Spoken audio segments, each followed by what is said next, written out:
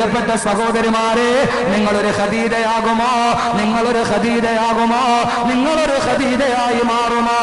ഇണക്കങ്ങളും പിണക്കങ്ങളുടെയും ഇടയിൽ പരസ്പരം നിങ്ങൾക്ക് മാറാൻ കഴിയുമോ?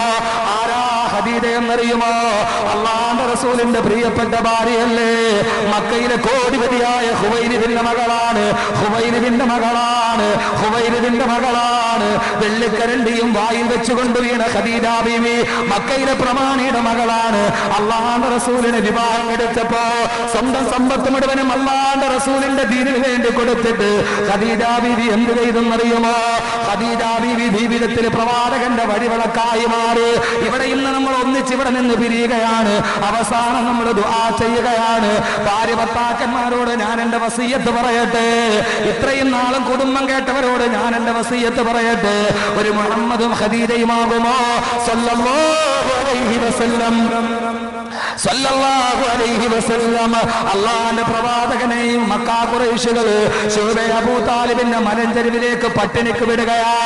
അല്ലാഹുവിന്റെ റസൂലിനെ അക്രമികൾ എതിർക്കാൻ തുടങ്ങി. പ്രവാചകന് ഭക്ഷണം കൊടുത്തുകൂടാ, അല്ലാഹുവിന്റെ റസൂലിനോട് മിണ്ടിക്കൂടാ.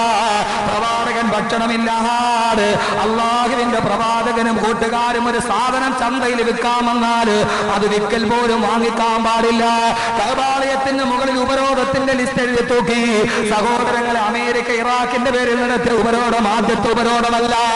ആദ്യത്തെ ഉപരോധം അല്ലാഹുവിന്റെ പ്രവാചകനെതിരെ കഅബാലയത്തിന്റെ വാതിൽ എഴുതി തൂക്കിയത്.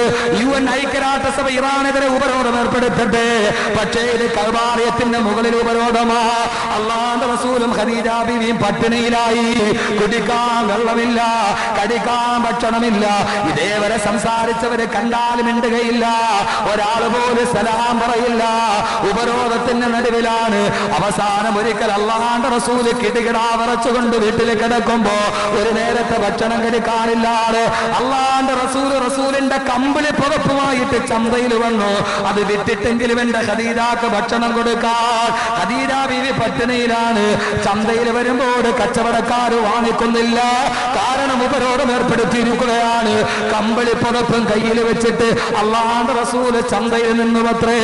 എന്റെ പ്രിയപ്പെട്ട സഹോദര, വർഷങ്ങൾക്ക് മുമ്പ് നിങ്ങൾ കണ്ടില്ലേ, അമേരിക്ക ചവച്ചു തുപ്പി ഇറാഖിന്റെ നടുവില് 1000 ചുട്ടുകൊള്ളുന്ന സൂര്യന്റെ താഴെ മരിച്ചു വീടുന്ന ഇറാഖിന്റെ മരുഭൂമിയിൽ ഒരു നേരത്തെ ഭക്ഷണം കഴിക്കാറില്ലാതെ കൊച്ചുമകളുടെ കുട്ടിയുടുപ്പും എടുത്തുകൊണ്ട് ഇറാഖിന്റെ ചന്തയിൽ നിൽക്കുന്ന വൃദ്ധയായ പെണ്ണിനെ നിങ്ങൾ കണ്ടോ? ഇറാഖിന്റെ ചന്തയിലോ ഒരു നേരത്തെ ഭക്ഷണം കഴിക്കാൻ പൊന്നുമാളുടെ കുട്ടിയുടുപ്പ് വിൽക്കാമെന്ന വൃദ്ധയെ പോലെ അല്ലാഹുവിന്റെ റസൂല് പുതപ്പുമായിട്ട് നിൽക്കുന്നു. എന്തിനെന്നറിയുമോ? വിട്ടിട്ട് ഭക്ഷണം കഴിക്കാൻ. ഒരു ഭാര്യയും ഭർത്താവും. അവസാനം റസൂലുള്ള തിരിച്ചു ചെല്ലുന്നു. ഖദീജ, പുതപ്പ് വാങ്ങിക്കാൻ ഖുറൈശികൾ മതിയാകുന്നില്ല ഖദീജ. അവസാനം അല്ലാഹുവിന്റെ റസൂല് പറഞ്ഞു, ഖദീജ, മിണ്ടാൻ ആരുമില്ല, തിന്നാനൊന്നുമില്ല, കഴിക്കാനൊന്നുമില്ല. ഇവിടെ കിടക്കുന്നതിനേക്കാൾ നല്ലത് നമുക്ക് മലഞ്ചെരുവിൽ പോയി താമസിക്കാം. അല്ലാഹുവിന്റെ റസൂല് വീട്ടിൽ നിന്നിറങ്ങി ഖദീജ ബീവിയോട് പറയുന്നു, മലഞ്ചെരുവിൽ പോയിട്ട് ഇലയെങ്കിലും നിന്ന് കിടക്കാം. തന്റെ പ്രിയപ്പെട്ട പെങ്ങളെ കട്ടപ്പാട് വരുമ്പോൾ പരസ്പരം പടിചാരാനുള്ളതല്ല ജീവിതം, ഭർത്താവിനെ കൈവിടാനുള്ളതല്ല ജീവിതം. ബഹുമാനപ്പെട്ട പ്രവാചകൻ സല്ലല്ലാഹു അലൈഹി വസല്ലം വെളിയിലോട്ട് ഇറങ്ങി. ഖദീജ ബീവി പറഞ്ഞു, ഞാനും വരാം നബിയേ. അല്ലാഹുവിന്റെ റസൂല് പറഞ്ഞു, വേണ്ട ഖദീജ, നിനക്ക് സഹിക്കാൻ കഴിയില്ല, നിനക്കത് സഹിക്കാൻ കഴിയില്ല. അല്ലാഹുവിന്റെ റസൂല് ശുഅബ അബൂ താലിബിന്റെ മലഞ്ചെരുവിലെത്തി കരിയല തിന്നിട്ടാണ് നബി തങ്ങൾ ജീവിക്കുന്നത്. പ്രിയപ്പെട്ട ഭർത്താവ് ഒരു നേരത്തെ ഭക്ഷണം കഴിക്കാറില്ലാതെ കരിയല തിന്നിട്ട് കിടക്കുമ്പോ അല്ലാഹുവിന്റെ റസൂൽ ഒരു ദിവസം ശുഅബ അബൂ താലിബിന്റെ മലഞ്ചെരുവുകളിൽ ചുട്ടുപഴുത്ത് കിടക്കുന്ന സൂര്യന്റെ താഴെ ഒന്നും കഴിക്കാനില്ലാതെ നട്ടുച്ച നേരത്ത് തലയണയായിട്ട് തന്റെ കൈമുട്ട് മടക്കി വെച്ച് അതിലേക്ക് തന്റെ ശിരസ് വെച്ച് അല്ലാഹുവിന്റെ റസൂല് കിടക്കുകയാ. ഖദീജ ബീവിക്ക് വീട്ടിൽ കിടന്നാൽ ഉറക്കം വരുമോ? പ്രിയപ്പെട്ട ഭർത്താവ് ഉണ്ണാനില്ലാതെ ഉടുക്കാനില്ലാതെ മലഞ്ചെരുവിൽ കിടക്കുമ്പോ ഖദീജ ബീവിക്ക് കിടന്നിട്ട് ഉറക്കം വരുന്നില്ല. ഖദീജ ബീവി മെല്ലെ മെല്ലെ വീട്ടിൽ നിന്നിറങ്ങി. സഹോദരാ, ഇത് വെറുതെ വായ്ത്താരിയുടെ പ്രകടനമല്ല. ഖദീജ എന്ന് പറയുന്ന പെണ്ണ് നടന്ന് നടന്ന് ശുഅബ അബൂ താലിബിന്റെ മലഞ്ചെരുവിലെത്തി. അല്ലാഹുവിന്റെ റസൂല് കൈമുട്ടുകൾക്കിടയിലേക്ക് തലവെച്ചിട്ട് കിടക്കുകയാ. പെട്ടെന്നൊരു കാൽപെരുമാറ്റം കേട്ട് തിരിഞ്ഞു നോക്കുമ്പോ ഖദീജ ബീവി പുറകിൽ നിൽക്കുകയാ. തന്റെ പ്രിയപ്പെട്ട ഭർത്താവ് വിശന്നൊട്ടിയ വയറുമായി കിടക്കുന്നത് കണ്ടപ്പോൾ ഖദീജയുടെ കണ്ണുകൾ നിറഞ്ഞുപോയി. അല്ലാഹുവിന്റെ റസൂൽ ചോദിച്ചു, ഖദീജ നീയും വന്നോ? ഖദീജ നീയും വന്നോ? ഖദീജ ബീവി പറഞ്ഞു, അല്ലാഹുവിന്റെ റസൂലേ അങ്ങിവിടെ കിടക്കുമ്പോൾ എനിക്കെങ്ങനെ ഉറക്കം വരും നബിയേ? എനിക്കെങ്ങനെ ഉറക്കം വരും നബിയേ? അങ്ങ് കഷ്ടപ്പെടുമ്പോൾ എനിക്ക് സുഖിച്ച് കഴിക്കാൻ പറ്റുമോ? എങ്ങനെ പാവപ്പെട്ട ഭർത്താവ് വിസയില്ലാതെ ഇക്കാമത് എന്നിട്ട് ഗൾവിന്റെ മണലാഴിനത്തില് അവൻ ചാക്ക് വിരിച്ചിട്ട് കിടന്നിറങ്ങുമ്പോ ഇവിടെ കിടന്നാൽ നിനക്ക് ഭക്ഷണം ഇറങ്ങുമോ? നിനക്ക് വെള്ളം ഇറങ്ങുമോ? നിനക്ക് ജീവിതം സുഖിക്കാൻ കഴിയുമോ? ഇതാണ് ഭാര്യ ഭർത്തൃബന്ധത്തിന്റെ ഇടയിലുള്ള ബന്ധം. അറബിക്കടലിൽ നിങ്ങളുടെ രണ്ടുപേരുടെയും ഇടയിൽ തിരശീലയിട്ടാലും ഇതയങ്ങളുടെ ഇടയിൽ തിരശീല ഉണ്ടാവാൻ പാടില്ല. അല്ലാഹുവിന്റെ റസൂലേ ഞാനും എൻ്റെ നബിയേ, ഞാനും എൻ്റെ നബിയേ, എല്ലാ കട്ടപ്പാടിലും ഞാനുണ്ട് കൂടെ എന്ന് പറഞ്ഞ് ഖദീജ ബീവി റളിയല്ലാഹു അൻഹ പ്രവാചകന്റെ ഓരത്തോട്ട് കിടന്നു. അല്ലാഹുവിന്റെ റസൂലിന്റെ കൈവെള്ളയിലേക്ക് തന്റെ മുഖം ചേർത്ത് വെച്ച് അല്ലാഹുവിന്റെ റസൂലിന്റെ ശരീരത്തിലേക്ക് കൈപിടിച്ചിട്ട് ഖദീജ ബീവി അവിടെ കിടക്കുന്ന കൂർത്തുമൂർത്ത കല്ലിലേക്ക് കിടക്കുന്നു. കഷ്ടപ്പെട്ടാൽ നമുക്കൊന്നിച്ച് കഷ്ടപ്പെടാം നബിയേ, നബിയേ സങ്കടമാണെങ്കിൽ ഒന്നിച്ച് സങ്കടപ്പെടാം. സഹോദര ഞാനൊന്ന് പറയട്ടെ, 4 ദിവസം നിങ്ങൾ കേട്ടിട്ട് നിങ്ങൾക്ക് തോന്നിയോ ഇത് 30 വയസ്സുകാരന് കേൾക്കാനുള്ളതാണെന്ന്? താടി നരച്ച തലമുടി നരച്ച എന്റെ പ്രിയപ്പെട്ട ഭാര്യ ഭർത്താക്കന്മാര്, ഖദീജ ബീവി, എന്റെ പ്രിയപ്പെട്ട സഹോദരിമാരെ, തലമുടി നരച്ച വൃദ്ധമാരെ, ഖദീജ ബീവി അല്ലാഹുവിന്റെ റസൂലിന്റെ അടുത്ത് വന്നിങ്ങനെ കിടക്കുമ്പോ ഖദീജ ബീവിയുടെ വയസ്സ് എത്രയാണെന്ന് നിങ്ങൾക്കറിയുമോ? 55 വയസ്സ് പ്രായമുണ്ട് ഖദീജ ബീവിക്ക്. പ്രായം അവരുടെ സ്നേഹം തളർത്തിയില്ല, പ്രായം അവരുടെ സ്നേഹത്തിന്റെ ഇടയിൽ വിഘ്നം തീർത്തില്ല.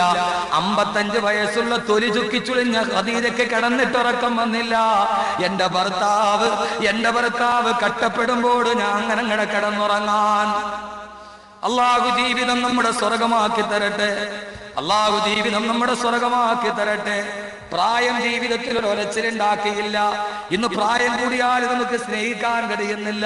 50 വയസ്സ് കഴിഞ്ഞാൽ പെണ്ണിനെ മാറ്റിക്കിടത്താനുള്ളതല്ല, ജീവിതം പങ്കുവെക്കാനുള്ളതാണ്. ജീവിതം പരസ്പരം ഒന്ന് ഡിവൈഡ് ചെയ്യാനുള്ളതാണ്. ജീവിതം പരസ്പരം പറഞ്ഞു തീർക്കാനുള്ളതാണ്. മാറി നിൽക്കരുതേ, മാറ്റിക്കിടത്തരുതേ. ജീവിതത്തിൽ നിങ്ങൾ ഒന്നിച്ചു ചേർന്നവരെ മാറി നിൽക്കാനുള്ളതല്ലെന്ന് ബീബി ഖദീജ റളിയല്ലാഹു അൻഹാ. സഹോദരങ്ങളെ, ഖദീജ ബീവി അല്ലാഹുവിന്റെ റസൂൽ ഒരു നല്ല ഭർത്താവായി മാറി. എങ്ങനെ നല്ല ഭർത്താവായി മാറി? എവിടെ തുടങ്ങണം, എവിടെ അവസാനിപ്പിക്കണമെന്ന് ഒരു ഊഹവുമില്ലാതെ ഞാനിന്ന് പറയുകയാണ്. എനിക്ക് പറഞ്ഞിട്ടും മനസ്സ് വരുന്നില്ല. എന്റെ മനസ്സിൽ എനിക്കൊരു തൃപ്തിയായി വരുന്നില്ല. അല്ലാഹുവിന്റെ റസൂൽ ഖദീജയെ മറന്നില്ല. ബഹുമാനപ്പെട്ട ഖദീജ ബീവി മരണസമയത്ത് കിടക്കുകയാണ്. അല്ലാഹുവിന്റെ റസൂൽ അടുത്തു വന്നിരിക്കുമ്പോ എല്ലും തോലുമായിട്ട് ഖദീജ ബീവി അവസാനത്തെ സമയം എന്താണെന്നറിയോ പെങ്ങളെ? കുടിക്കാൻ ഒരു തുള്ളി വെള്ളമില്ലാതെ ചെരുപ്പുണ്ടാക്കുന്ന പാത്രമുണ്ടാക്കുന്ന തോലെടുത്ത് വെള്ളത്തിൽ നനച്ചിട്ട് ആ നനച്ച തോൽക്കഷണമെടുത്ത് പല്ലിന്റെ ഇടയിലേക്ക് തിരികെ വെച്ച് ആ തിരികെ വെച്ച നനഞ്ഞ തോലിന്റെ ഉള്ളിൽ നിന്ന് ഇറ്റിട്ട് വരുന്ന വെള്ളത്തുള്ളി കൊണ്ട് തൊണ്ട നനച്ച് കിടക്കുന്നു ഖദീജ.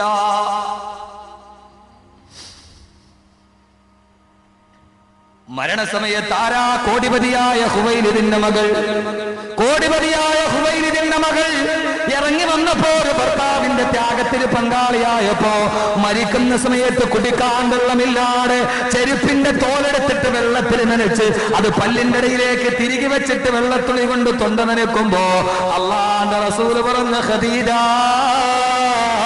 ഹുവൈലിദിന്റെ മോളെ ഖദീജ, എന്റെ കൈ പിടിച്ചിറങ്ങി വന്നപ്പോ നിന്റെ മരണസമയത്ത് നിനക്ക് ഒരു നേരം വയറ് നിറച്ച് തരാൻ എനിക്ക് പറ്റിയില്ലല്ലോ. ഖദീജ ബീവി പറയല്ലേ നബിയേ, ഞാൻ പോവുകയാണ്. നാളെ സ്വർഗത്തിൽ ഞാൻ അങ്ങയുടെ ചാരത്തുണ്ടാകുമോ? നാളെ ജീവിതത്തിന്റെ വിഭാഗത്തിന്റെ 3-ാം ഘട്ടത്തിൽ ഞാനും അങ്ങയുടെ ഭാര്യയായിട്ടുണ്ടാകുമോ നബിയേ?